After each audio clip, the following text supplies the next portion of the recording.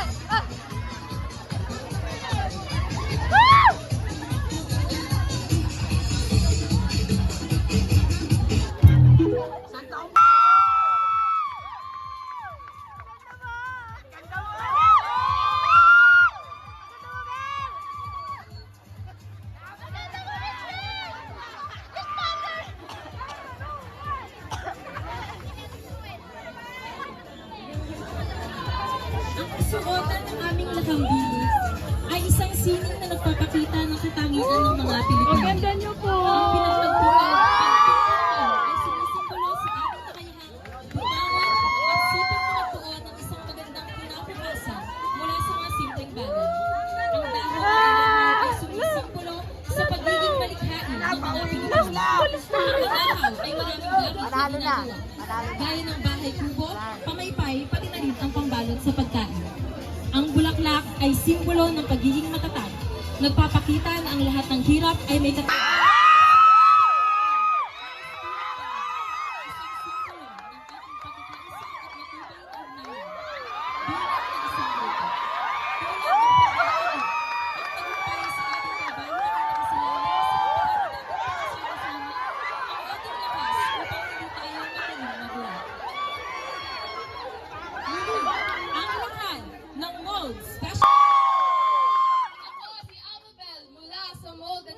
At naniniwala ako na hindi ko na kailangan ng parol ngayong Pasko dahil kayo na ang magbibigay liwanag sa buhay ko.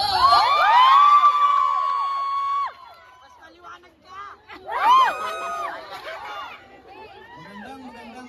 Magandang gabi po sa ating lahat. Ako po si Ruel mula sa Mold Special. At dahil nalalapit na ang pagdiriwang ng Pasko at bagong taon, naniniwala ako sa kasabihang kaya nauna ang ipagdiwang ang Pasko kaysa bagong taon kasi kainan po muna bago ang putukan.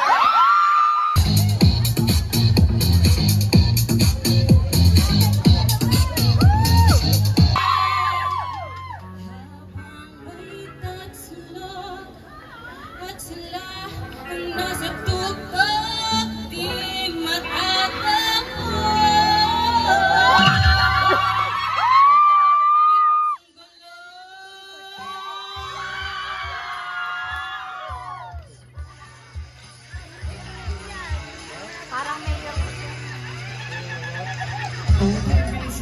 Bisa mo ang takbo. Laging mga bombang nakatutok sa ulo mo. Toto'y tumalon ka, tumaba kung kailangan. At